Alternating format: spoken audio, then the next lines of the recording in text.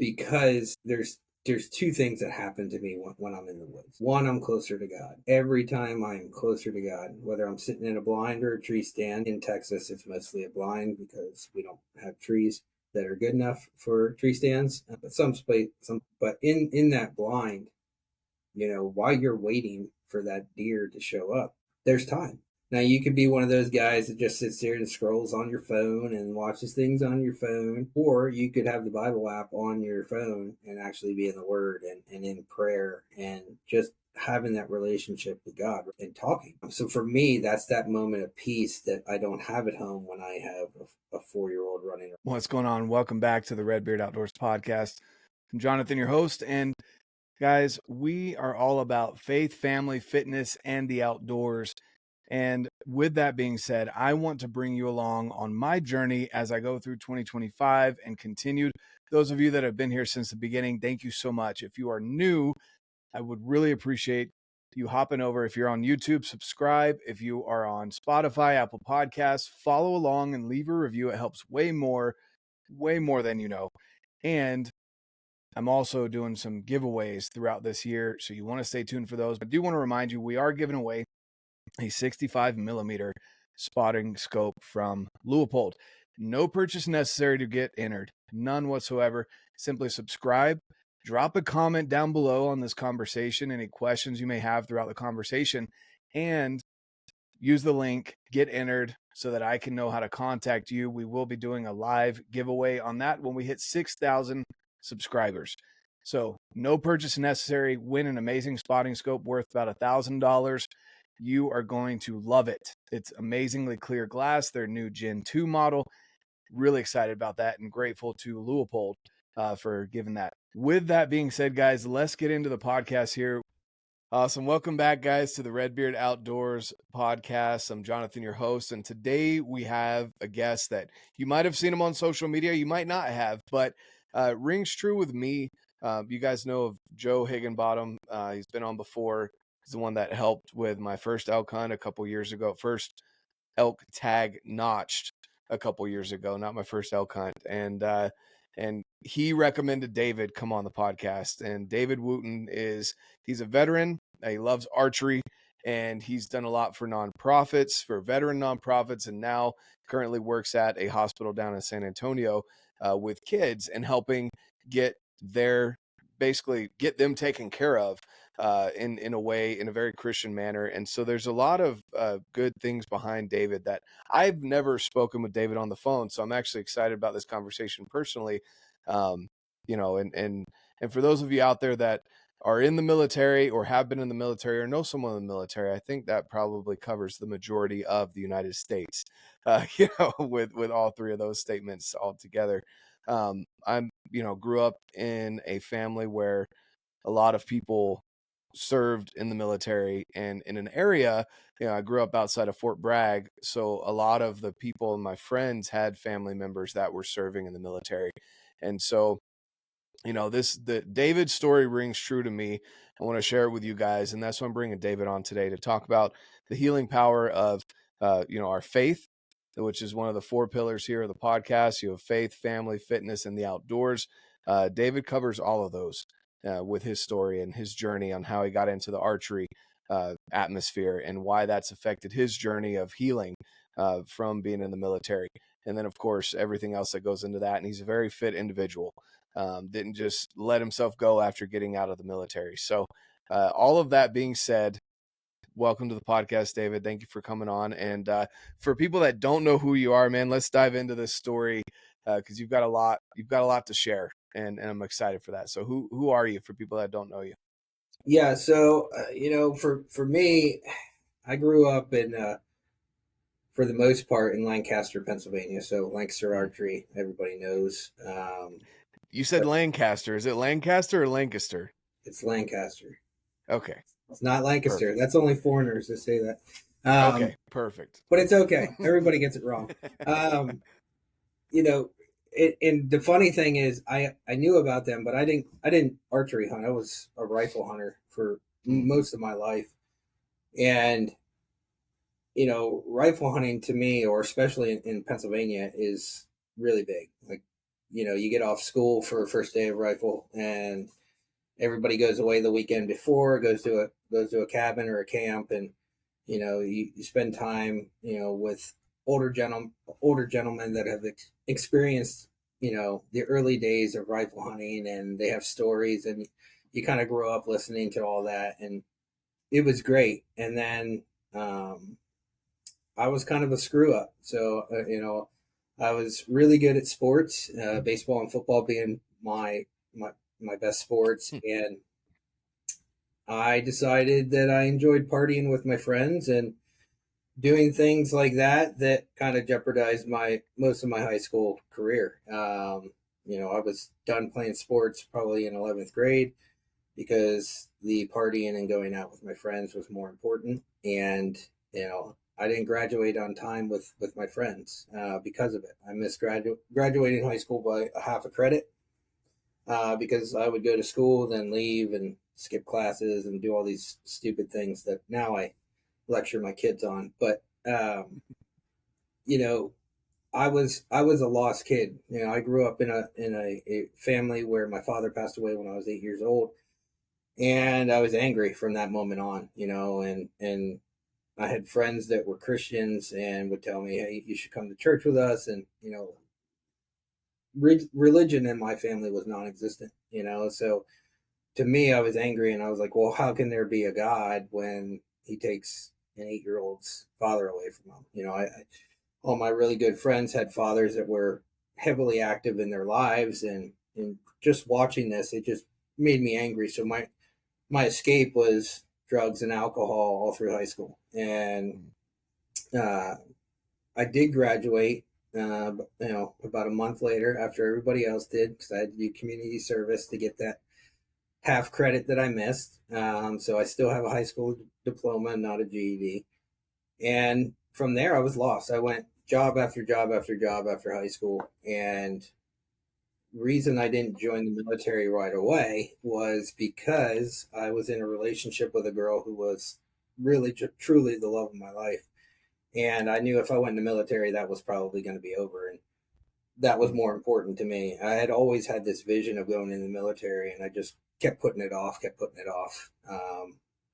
Then I went into a trade school in 2001 to learn specialized electronics.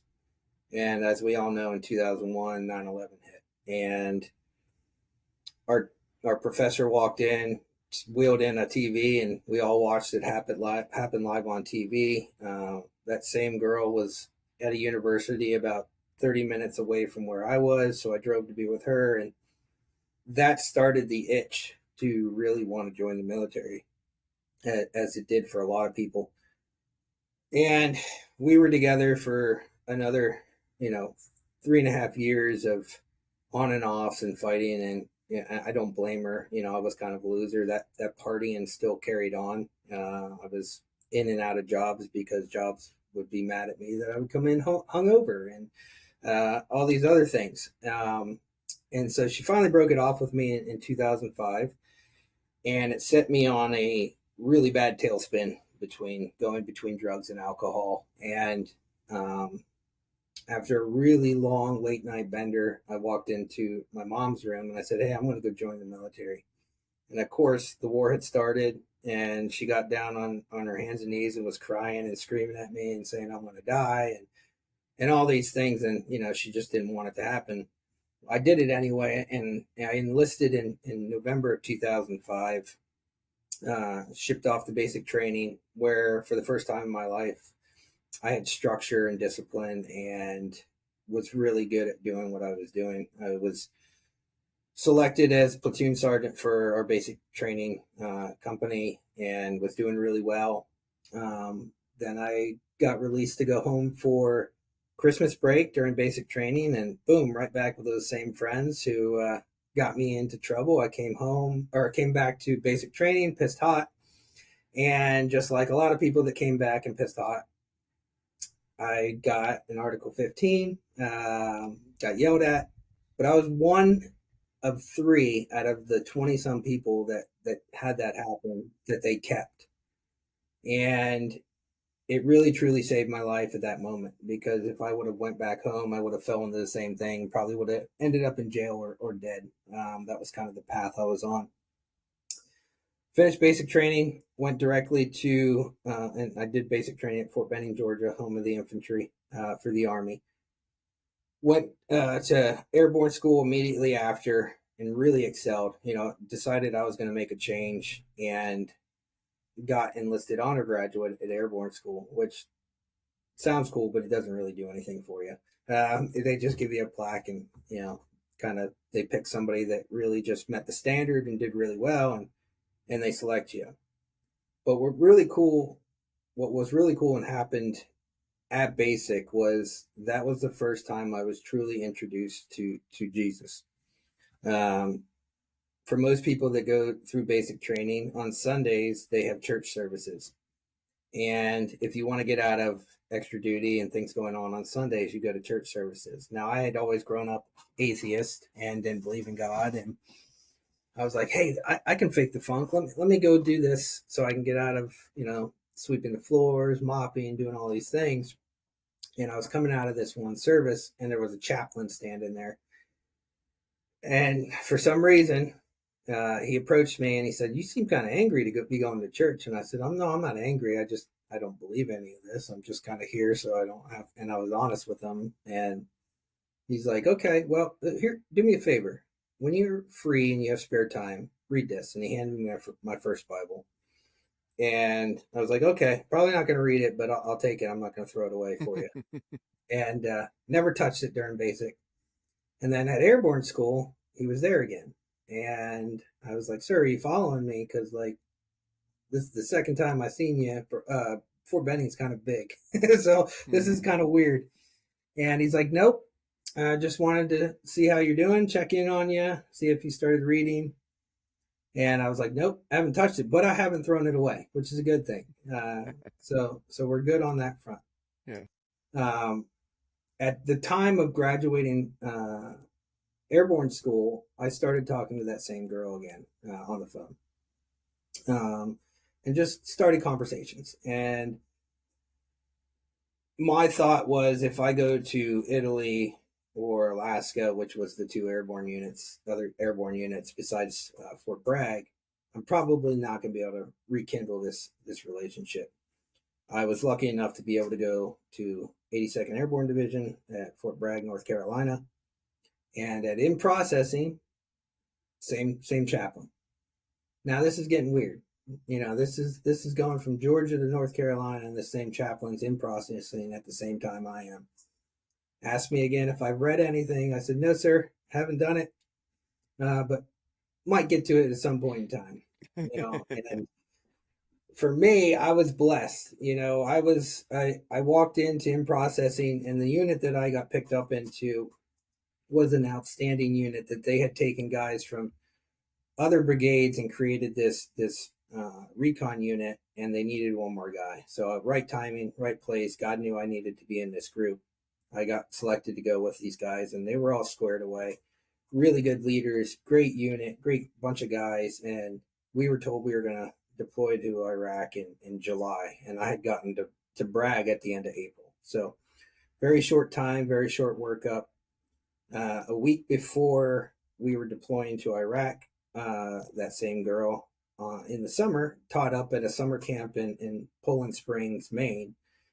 For a lot of the really wealthy Jewish community in New York City, they would send their kids up to this camp every summer. She was an art teacher or graduated college in art education, so she taught art up to these kids. Made the drive from North Carolina to Maine, spent the 2 days with her, and thought that was the last time I was going to see her. Came back home, deployed to Iraq in July of 2006. I was there about a month, and all of a sudden I seen the same chaplain in Iraq. Now I know this is a little, crazy, and I'm starting to be like, okay, this is really weird. And he's, he told me, he said, "David, I really truly believe that God has placed me in your life to point you in the right direction to know your Lord and Savior." He said, "Do me a favor, start in the gospel with Matthew It's one of my favorites, and it kind of lays the foundation of who Jesus is and what his mission was and everything he did. And I was like, okay, I'll read it. So I started to read it, and I had so many questions, and that was the last time I saw him. Didn't see him the rest of the time. He must have went to a different forward operating base than I did, but had questions. And about a month and a half into being in Iraq, that same girl sent me a desperate email saying, hey, I needed to call back home. Called back home, and she said, hey, just want to let you know I'm pregnant. And I was like, oh, okay, all right, cool. All right, I guess I'm going to be a dad. And instantly on the spot, I said, hey, let's get married.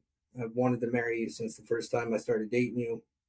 I started dating her when I was 18. She was 16, and knew that she was truly, the love of my life and who I wanted to be with. She said yes. Started planning the wedding back home while I was in Iraq. And exactly 1 week after that phone call was the end of my military career. We were tasked with going on a mission where we were all loaded up in a Chinook helicopter. I was 11 Charlie, which is a indirect fireman, so mortarman, but handheld mortars, so 60 millimeter. And I had a lot of weight on me between ammo and everything else I had to carry. And when the Chinook door dropped at our landing spot, first of all, both legs were asleep because it was a long ride, and you're nut to butt on the floor of this bird. And I had a problem where my legs would always go to sleep. So I'm getting yelled at and getting dragged out of this bird, and they finally come awake, and I step 1 foot off, and I put my foot in a hole and tear my ACL, my MCL, my PCL, all in one fell swoop. Of course, I have no balance in that knee. I come forward, hit my head, kind of come to with the bird gone, being yelled at, hey, we need to get to the objective. Everybody get up. I'm like, oh my God, my leg's on fire. I don't know what to do. Decided to tough it out and decided to go to the objective, which was 10 kilometers away. So basically a road march with all that weight and a torn up knee, thus creating other problems and issues that we would find out later on down the line. So ice and ibuprofen and changing your socks, that didn't work? No, definitely not. And the funny thing is so I saw the doc back at our FOB, so forward operating base for those of you that don't know what a FOB is. But doc's like, hey, you're going to need surgery, but you can still be here if you don't want to leave your guys. Talked to my first sergeant, so I transitioned into headquarter platoon, helping the first sergeant and doing some things like that. Was never supposed to go out on another mission. That was a lie. They put me in a knee brace and went out on another mission because I had a computer background and knew how to read SIM card readers. So the way it worked is we would have a drone or something in the air that would pick up on cell phone activity in the town of Tikrit, which was Saddam's hometown. We'd roll out from our FOB, apprehend the people that were using these things. And so I carried a laptop, an M4, and that was my mission. So I would read the SIM card and do all that kind of stuff. We were blessed to be tasked with a Ranger unit and a Delta Overwatch team. So we would go do the grunt work, and then they would kind of clean up after us. We were not wearing 82nd patches. We were wearing black Velcro patches, and we all thought we were cool. The only thing that we didn't do that they could do is we still couldn't grow facial hair and not shave, whereas they could get away with it. And we came home in December. So we went from July to December, immediately went to see an orthopedic surgeon. He's like, yeah, you need all these surgeries. As I'm up home in Lancaster, seeing this doctor, I get a call from my platoon sergeant. And he said, Dave, hey, we need you back. We're going back over. And I was like, well, I can't go back over. I'm kind of broke. And so that was during the surge, which President Bush at the time had sent over another 100,000 troops to Iraq to kind of swell what was going on or try to calm it down a little bit. And so my guys shipped back off while I was getting surgeries and going through a whole other stuff and then getting married. So I got married in January and they were over there. And so I was on rear D, getting all these surgeries, was not getting any relief from the pain or anything I was having. So they went and did a nerve block on me and realized that I had really just kind of killed the nerve in my left leg that runs from your kneecap up into your groin. So they took that out and thus leaving me with no feeling in my left leg and gave me an option of reclassing or changing my MOS to basically a permanent desk job or medically retiring. I chose medically retiring, which was a 1.5 year process. But during that time, my guys were still over in Baghdad. We lost 7 guys. And I was at the Outer Banks with my wife and our new child. Was driving home and I got a call from the rear D sergeant and he said, "Dave, are you sitting down?" And I said, "Nope, I'm driving back from the Outer Banks. What's up?" And we just lost 7 guys and instantly lost it. Had to pull over. Really incredible guys. Some were new parents. Some were freshly married, and some were just young guys. And really, a bunch of them I was close with. Some I wasn't, but some I was. And I started at that moment to kind of have like survivor's guilt. A lot of the guys had to go basically take care of the situation, and how we lost them was a vehicle overturn over an overpass in Baghdad. They were in the back of a deuce and a half, so that's open, and the truck went over a bridge in Baghdad, and thus those 7 guys were thrown from the vehicle, and a lot of other guys were injured, but those 7 guys died, some on the spot, some on the bird getting lifted out. And having to be back on rear D and seeing the parents, seeing the spouses, it was gut wrenching, and it really just truly destroyed me. And I also wasn't there to be a part of the mourning that a lot of the guys that were there and had to see it went through, right? And not being there with them, it devastated me. And I ended up medically retiring in September of 2008 and didn't realize that I had severe PTSD. Severe PTSD. We went back home to Lancaster to be closer to family, to help us out with our newborn, and just to be back home. And I was not do anything during the day except for sleep late, wake up, drink a 5th of Jack, and take my antidepressants and my painkillers that the VA prescribed to kind of numb me and dull me out. Brief interruption to the podcast. Just want to remind you that it's important to keep your electronics charged when you're out in the back country, when you're on the road, wherever it is that you may be, even if you're international, whatever. You need a reliable charging source. And whether that is a international charging block, which I'm telling you guys, we've traveled out of the country a couple times now, my wife and I, and the Dark Energy battery, or the Dark Energy plug-in, I don't know the name of it, guys, but it has all the different plugs for the various countries all in one block, along with multiple USB-C and USB-A plugs for you to be able to use. Go and check that out. It is a converter block, but you can also use it here in the US. Highly recommend that you go and check that out. Use code REDBEARD to save some money.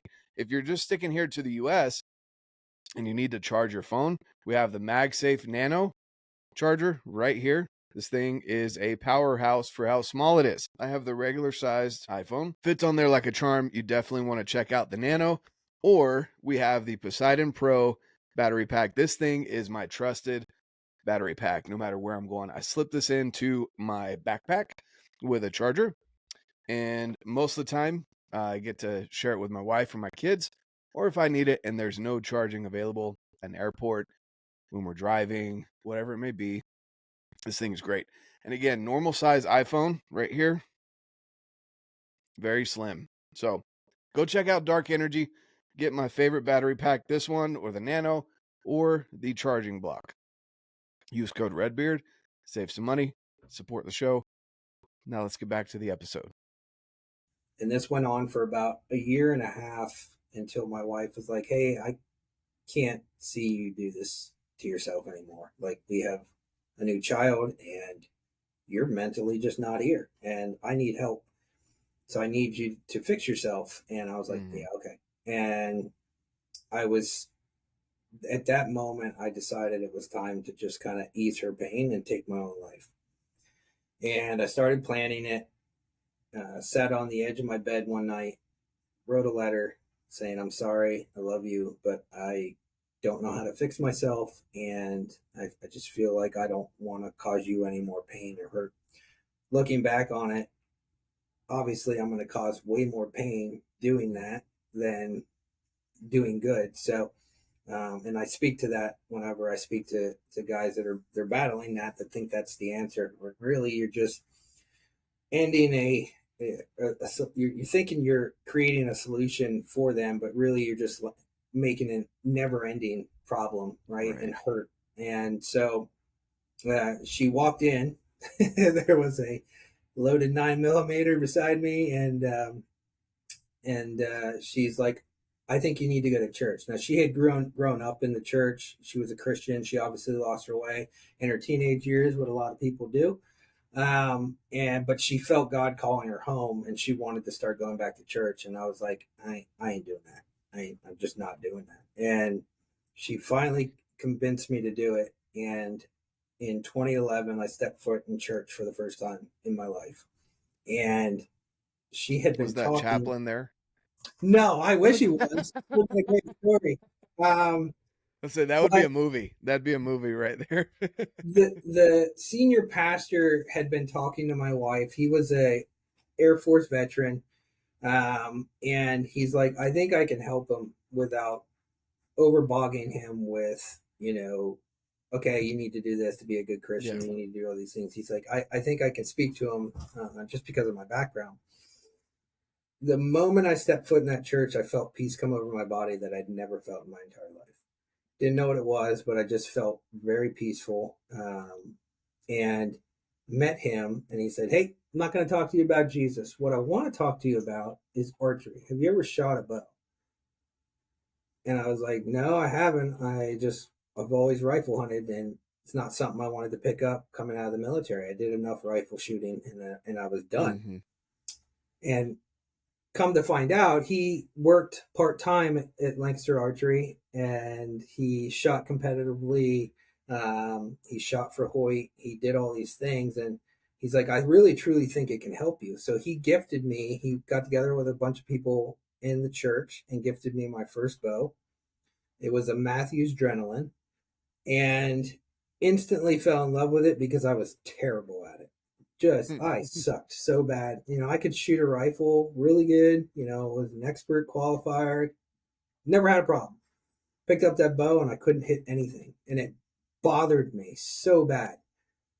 And at the same time, he was working on my faith without trying to, right? And was answering questions. And 6 months into stepping into that church, the pastor was speaking in front of the congregation, and he had a microphone on the floor, and he said, hey, is there anybody in here that would like to give their life to Jesus and repent their sins? And I had always sat in the top balcony because I didn't want to be around people. I would go there with my wife, really just to appease her and talk to the senior pastor, but didn't want anything to do with anybody else there.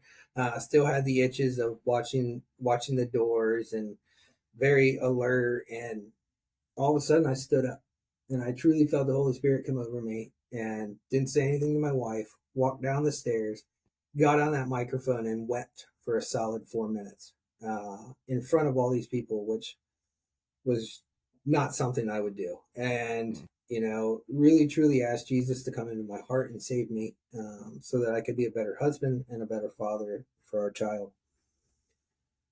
5 months after that, I was baptized, and my life started to change, but I was still really broken from my childhood, from the military service, a lot of things. I believed that there was this man called Jesus, who was the Son of God, who went to the cross for us so that our sins would be forgiven. All that I believed, but I didn't know how to live like a Christian, right? Like, I still drank. Not heavily, but I still would, if I was with friends, have a drink or two. Still cuss profusely. Just wasn't a good person. Still didn't like people. And basically, the way I describe it now is I was a Sunday Christian, right? Like church day, yeah, I'm good.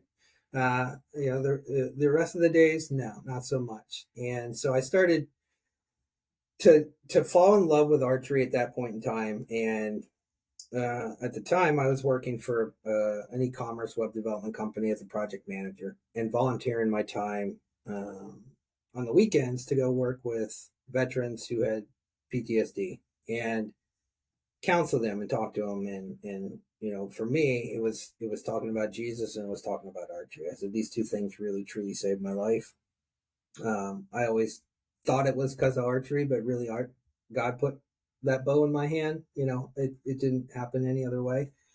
And so my heart started to change, and in 2017, I got an option to work in DC, move to Maryland to work in DC at a military nonprofit there and work with veterans. And it was we got to move now kind of situation, and we were able to sell our house in less than 7 days. We're able to move down there, and for the next 3 years, from 2017 to 2020, I worked with the veterans in the Maryland, DC, Delaware, Northern Virginia area. So I covered a long range. And during that time, I wanted to give back to veterans with archery, right? And I just didn't know how to do it. And I approached this bow shop and gave them my idea. I said, look, this is what I want to do. I want to bring in 10 guys at the start who have PTSD, and I want to teach them archery. And at the end, I want to gift them a bow so they can continue this therapy session, right? We all know archery can be expensive. If we start them off with the tools, then there's no excuse for them for issues when they're triggered to go out in the backyard, sling a couple arrows, and feel that healing. Yep. And so I piloted a program. This organization was nice enough to let me do a pilot. Sent 10 guys through it. For 6 weeks, they learned the basics. They learned everything about a bow, how to shoot the bow, correct way to shoot the bow. And at the end, we did a party and we actually gifted them a bow. And the bow shop worked with Bear Archery to get these bows. And the bows had the American flag camo pattern on them. So it was really symbolic for these guys that just were battling demons to have this really cool gesture, but also this new therapy tool. And it wasn't just the veterans that went through it that saw a change in them.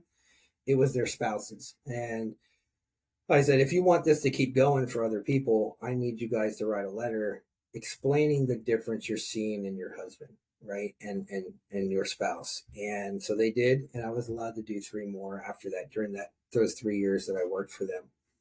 And it culminated into taking them to Seven Springs to do a tack.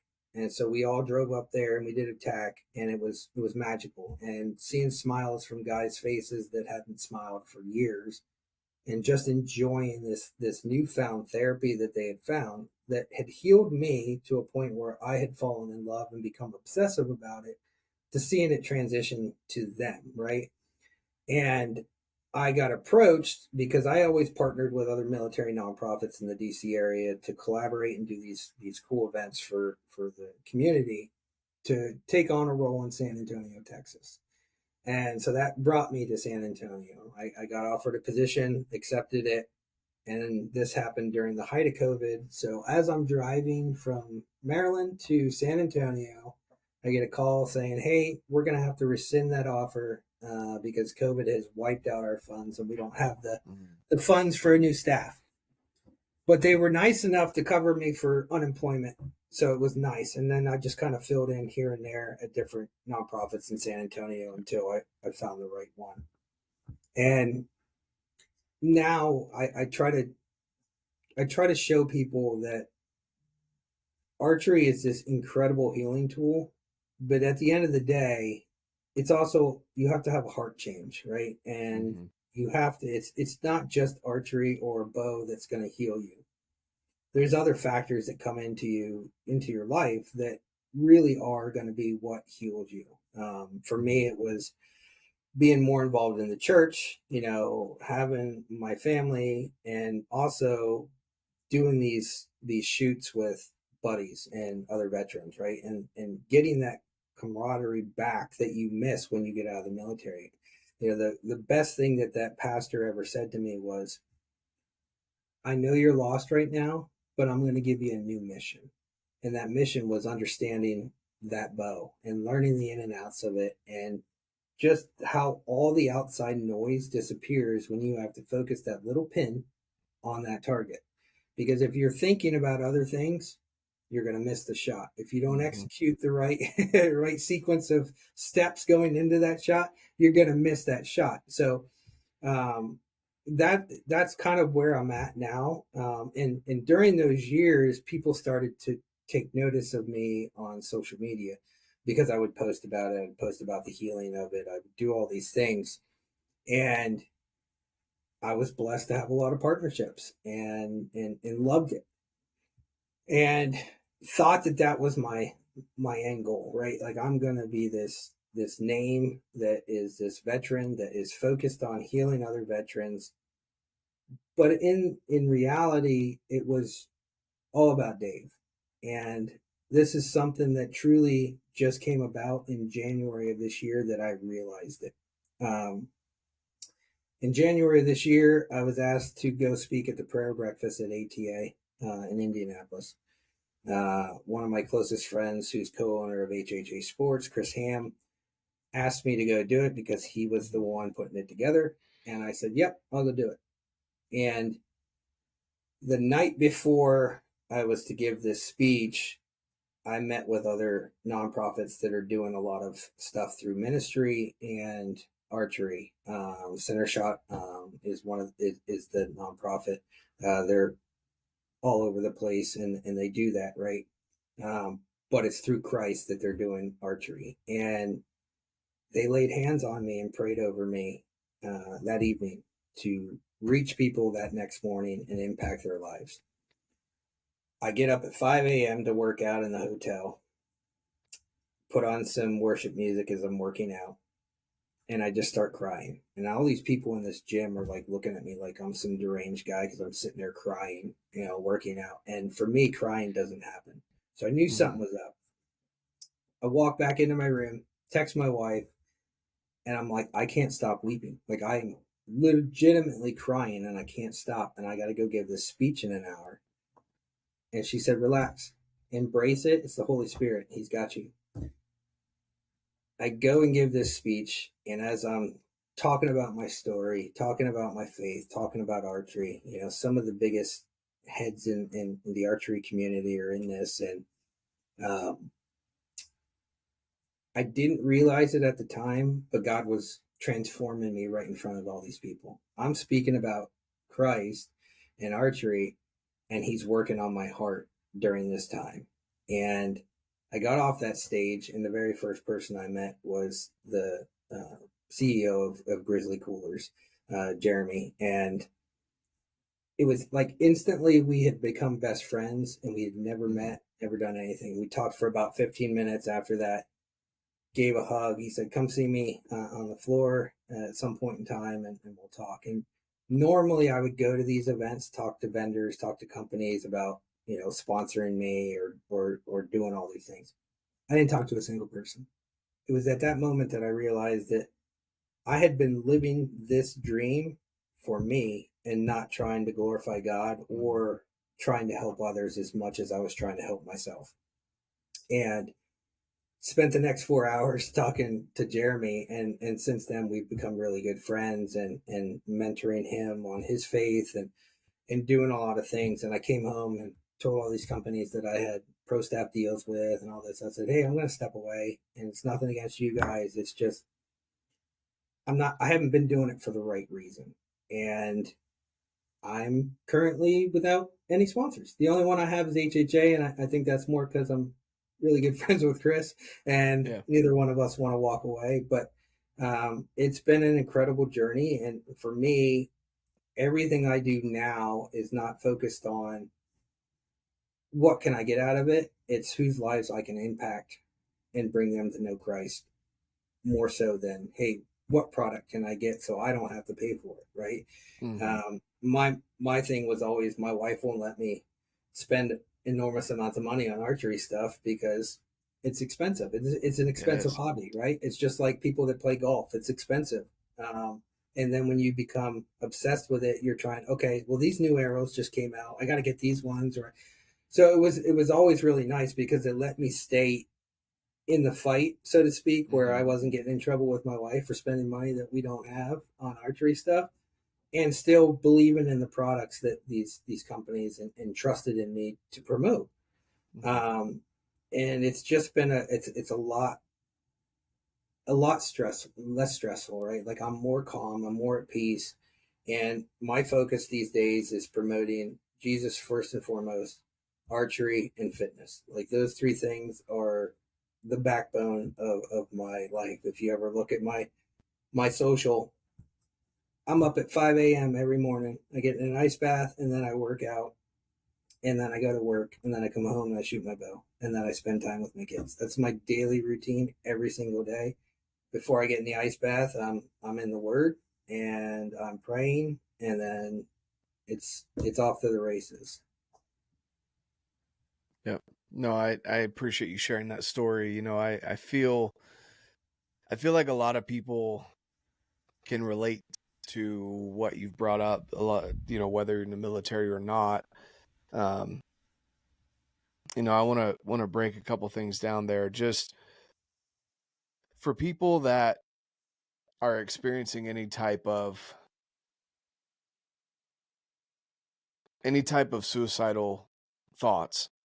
That word's kind of hard to say, kind of hard to hear.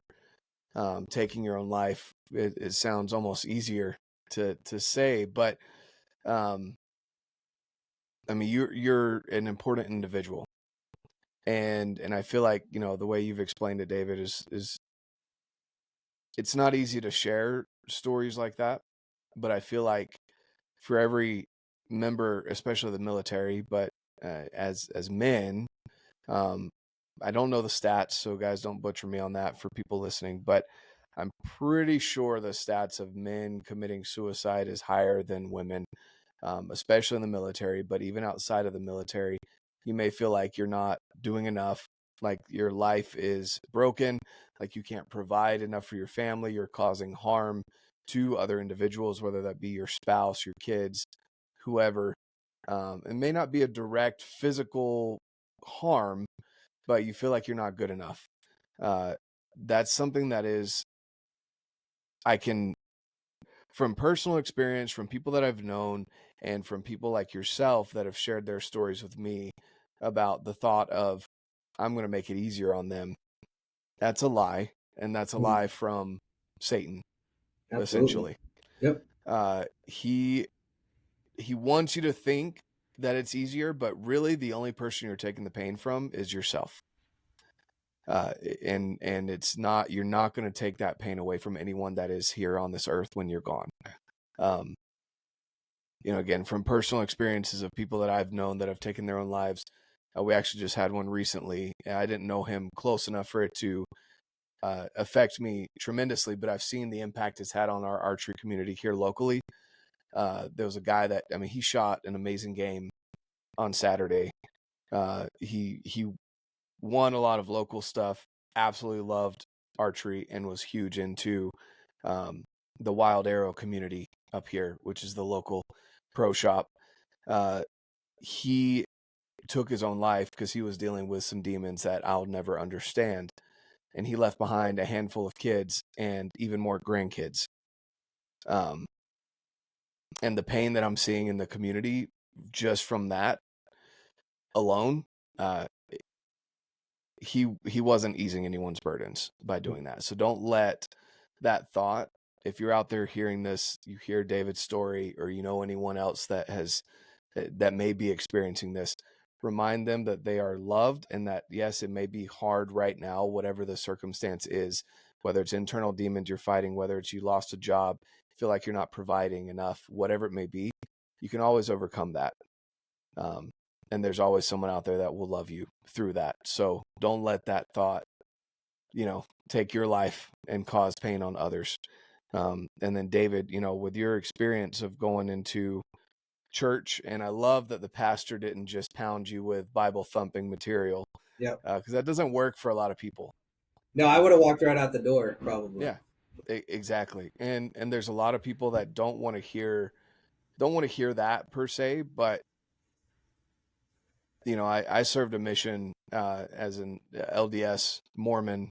For people that don't know what LDS is, I went to Mexico for 2 years in a whole different language that I didn't know. I stood out like a sore thumb.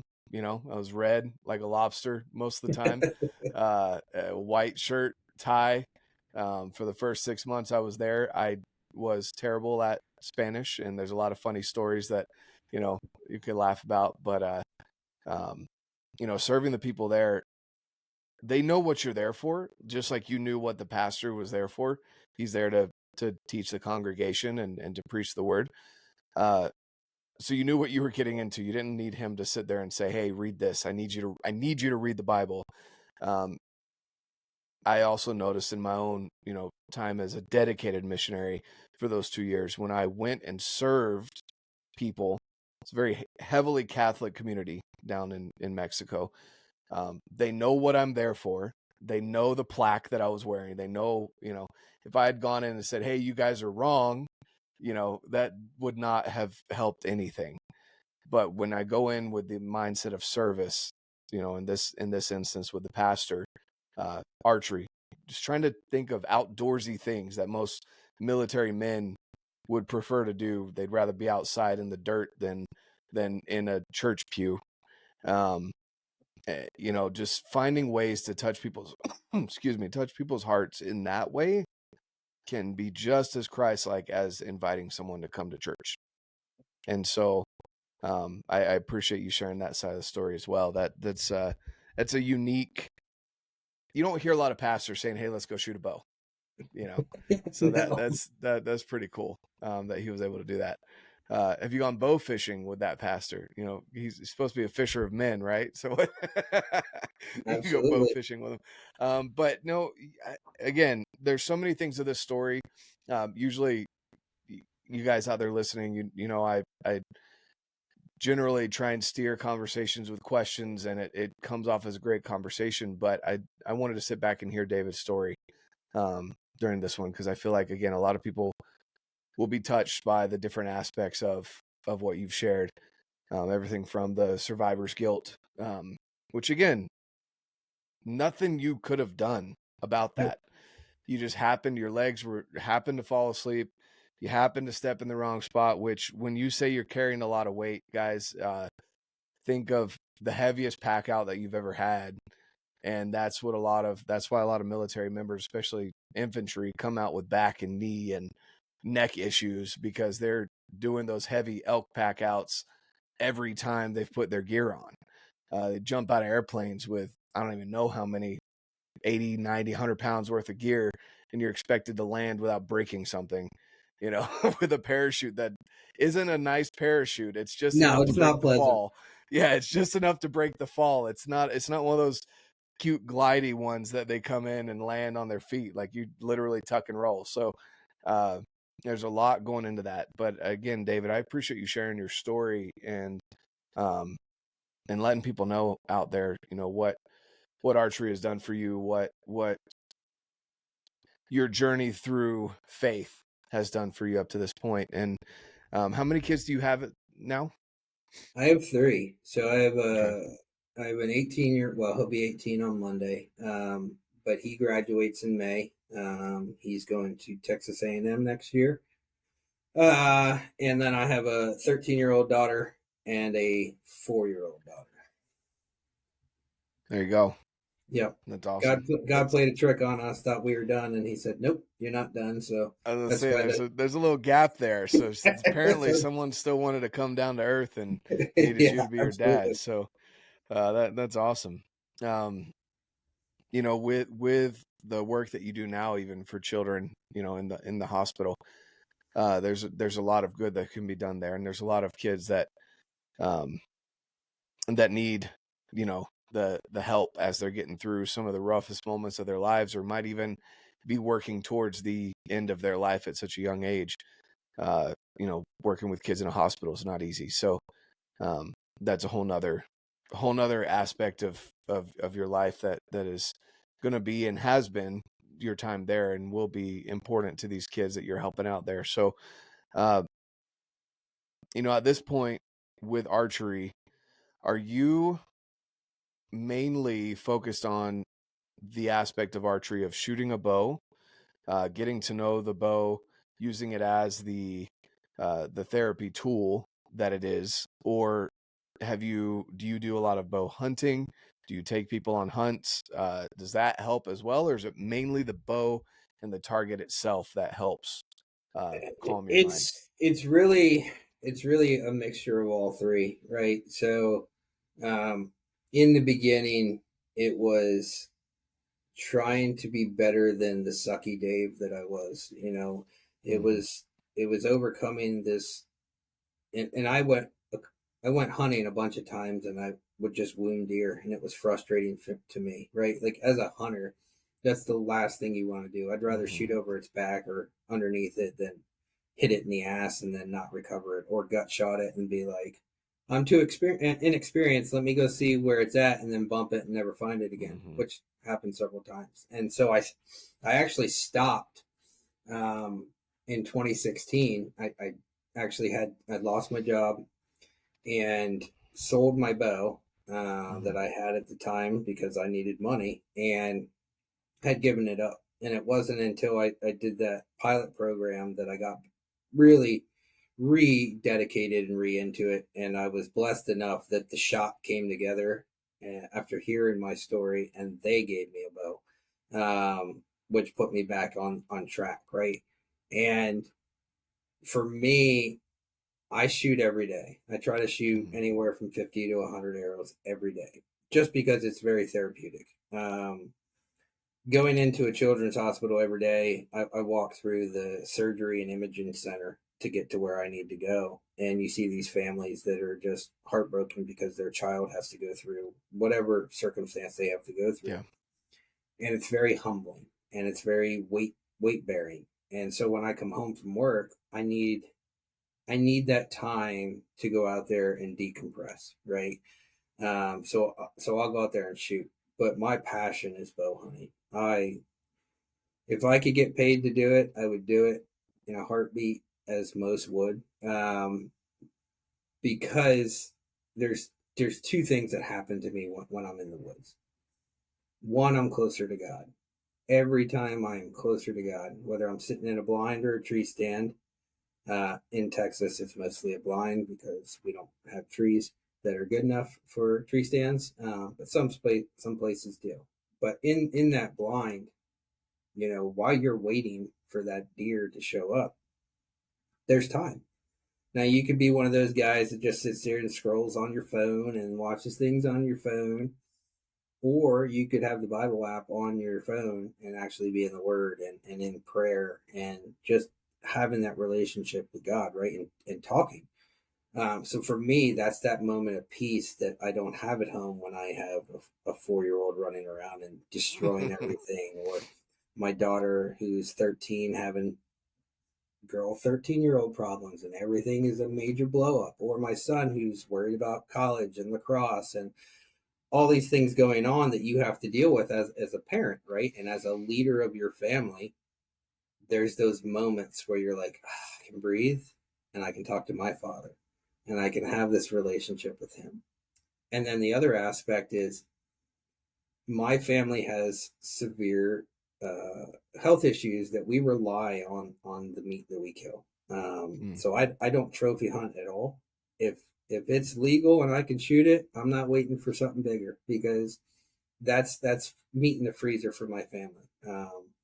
My son has severe food allergies, and he's lived off game meat for his whole life. My wife has autoimmune issues, so she's lived off everything that I kill. So when I go out on a hunt and I'm not successful, I'm not mad at myself. I'm mad that I'm not able to provide that Mm-hmm. that nourishment and supplementation that they need in their lives, right? That's what bothers me. And if it's a long expended hunt or like long hunt and I don't come home, I just miss time with my family and I'm not bringing the thing home that I told them I was going to bring home, right? So there's a mixture of three, but I absolutely love bow hunting. And the ultimate goal for me is to start my own nonprofit where I actually just focus on bringing out veterans and first responders to learn the whole aspect of bow hunting, right? So I want it to be a inversion of camaraderie where we're together over campfires, we're sharing stories, um, but they will know firsthand that it will be based in biblical truth, right? Like I want them to know that God loves them, that no matter what dark areas of their life they are in, Jesus is extending his hand and he will pull you out of that darkness because it's happened for me and it's happened for a lot of people that thought there is no hope, there is nothing, but the true hope is in Jesus Christ. Point blank, that is your hope. That is what you are here for. You are made in the image of God and you are a child of God. So, whatever you have done in your life, he went to the cross so that you could be forgiven and in one with Christ. And so that's the start of that. But I also want to teach them like a field to table aspect where they understand how to take an animal, how to break that animal down, how to provide this food for their family. So they're, some of them don't make a lot of money and going to the grocery store is expensive. Well, if you can go out there and hunt for your meat, it makes your grocery bill a little cheaper. Yes, if you take it to a processor, it can get expensive. But if you learn how to break it down yourself, package it yourself, do all these things, it's pretty inexpensive. And so I want to create this weekend getaway working with local ranches here in Texas where no, we're not going after trophies, but we'll go do some coal hunting for them or we'll take down some does for them, right, to limit this population and at the same time doing really good things for these people. So it truly is just a mixture of the three, right? There's selfishly Dave, he needs to go out and shoot every day. There's selfishly Dave needs time with the Lord and bow hunting for his family. And then there's the serving Dave who wants to serve and make an impact on the individuals by bringing them out and getting them to understand the outdoors. My dream thing that I pursued for the last 5 years is an elk. That was the ultimate goal. I was blessed to be able to go on 2 different hunts for elks. One was miserable, where I just sat over a water hole for 4 days for 14 hours each day. And every time I was in there, the wind was blowing the wrong way and no elk were coming into this water hole. So I just stared at a water hole for 4 days, right? Long periods of time. And I was angry about it. And I was really upset about it because I was like, this is not elk hunting. I should be chasing bugles and doing all these things and not appreciating the fact that I was blessed to be there. And the second one I went on was with a foundation that was able to get me an elk tag for Wyoming. I went with one of my best friends who's a former Navy SEAL. We both went up there. They weren't talking.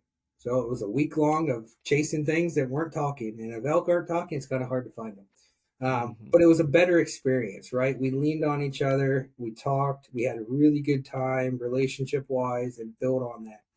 And I thought, this dream of mine's never going to happen. Like I'm never going to get an elk. I work for a nonprofit hospital. I don't make a lot of money. I can't go apply for tags all over the place. I can't usually afford to miss time from work. My wife doesn't work. She's a homeschool mom, takes care of our kids, do all these things. So the income comes from me. So I told a lot of people this year, I said, this is the last year I'm trying to get one, and I don't know how it's going to happen, but this is it. I don't want to miss things going on with my 4-year-old. I said, maybe in the future, when she gets older, I'll go. But getting rid of those dreams, right? And yeah, you can have dreams, but realizing what's truly the most important and instead of chasing after that kind of stuff is kind of where I'm at in life. And serving people locally and making sure that they're helped and taken care of is kind of like the new dream, right? Like I really truly just want to see more and more people A, come to know the Lord, but B, just get healed, right? And that comes from what you talked about, loving them, giving them unconditional support and accountability. For me, when I was going through all that stuff, I had strong men in my life who held me accountable, and they were there and they leaned on me and showed me that I do have a purpose. And God has really truly showed that to me more recently. And that's kind of why I'm trying to get out there more to proclaim him and show that off. Yeah. No, for sure. That's awesome. And again, sometimes, we're the hunting industry, obviously marketing's a big thing, and we want hunting to continue. We want it to continue to be as big or bigger than it is now, just so that we can, put back into conservation and continue with our public lands and so many other things that go about because of hunters, whether you're rifle, archery, muzzleloader, whatever it may be. But at the same time, there are points in our lives, like what you're mentioning, where you might have to hold off on the more extravagant style of hunt, like an elk hunt, or if you're coming out from the east, or from Texas, or for those that may want to go even more extravagant, go to Africa or things like that. There's a time and a season for all of that, and for some people, what I have learned is there's not a lot of money in the hunting space. So people out there thinking that you're going to make it big and make it rich in the hunting industry, it's not going to happen. I'll just tell you that. Even the people that I know that are in that top 1% of people that are making good money in the hunting industry, it's still not. If you're in it for the money, you're in it for the wrong reasons, essentially. And so, for you, your priorities are shifting more towards your family, and you're still able to hunt whitetails and do that here, at your home. But again, your priority is shifted to meat rather than the search for the biggest buck, or the next bugle or something like that for now. And I'm sure it will shift. It'll shift back to other things as again you progress through life and have other goals and aspirations. But again, David, I really appreciate you coming on the podcast and sharing your story. I think we get a lot of guests on the podcast that do a lot in the hunting space, and we don't have a lot of guests like you who come on and share these stories of overcoming adversity in the aspect of just the home life itself, and even your own mind, dealing with PTSD or anything else that you've dealt with throughout your story. So I appreciate you coming on and sharing that. Is there anything else that you want to leave with the audience before we get off today? No, man. When first of all, thank you for having me on.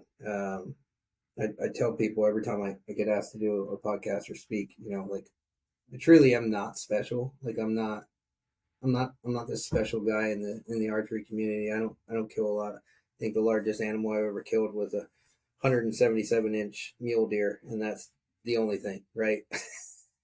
Every other whitetail I've killed are probably like 120s, 130s.